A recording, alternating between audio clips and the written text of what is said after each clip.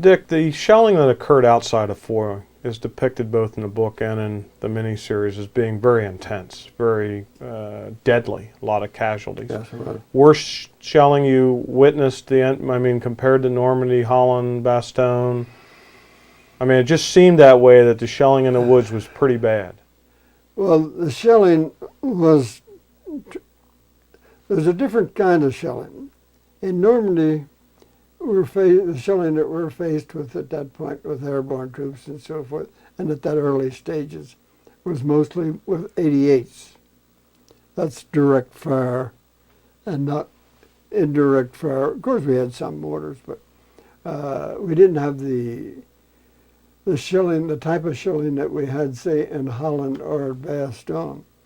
Because, see, in Holland then, as it worked out, we're on the island again here.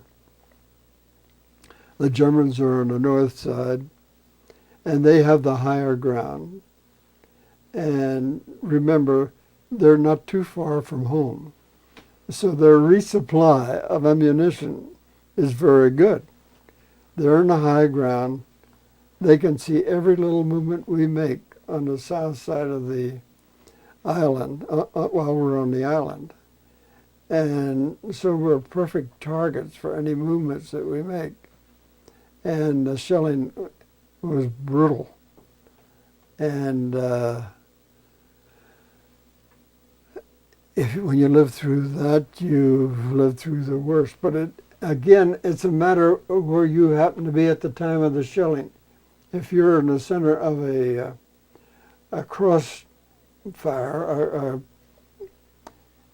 of a concentration, there is nothing worse than that can be imagined. And I don't care where you are. Now, you can be down the line a little bit and not be involved in that direct fire that you're under with a concentration. That's one thing. But now at Bastogne, there again, we're under, when you mentioned Foy here, I consider that Bastogne. So that the artillery were under at Bastogne. That was by far the worst that we received as a unit for everybody. Because we were, if you look at that map I just pointed out to you and shared with you here, of the units that had us surrounded at Bastogne, if you look at the map, you can see the units that have us surrounded. You'll see a lot of artillery. And during the demand for our surrender from the Germans, there at Christmas time, part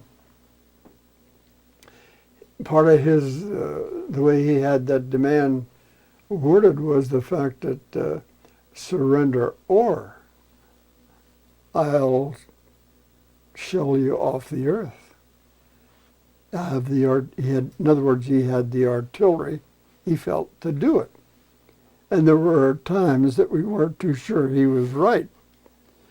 Because when he concentrated that artillery, such as he did on our area, 2nd Battalion Company, like on the 9th of January,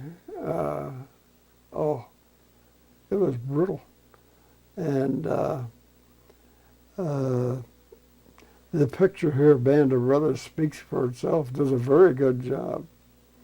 It does a very good job in having you share the feelings of that time. Two things for our viewers that I picked up on, maybe from my military experience, but one was pretty sharp that I just thought you said very quickly, without hesitation, 9th of January. You remembered that date like it was yesterday. No question. You had it right there that fast. And the other thing was, most civilians would say January the 9th, but if we've been in the military, it's the 9th of January. Look, you live this every day. You live this every day. You have recall, and You don't live the whole thing every day, but there are segments that will pop up every day and any time of the day. And of course, you're keeping that to yourself. You're not going around talking about it. Well, we sure appreciate you talking about it, and I have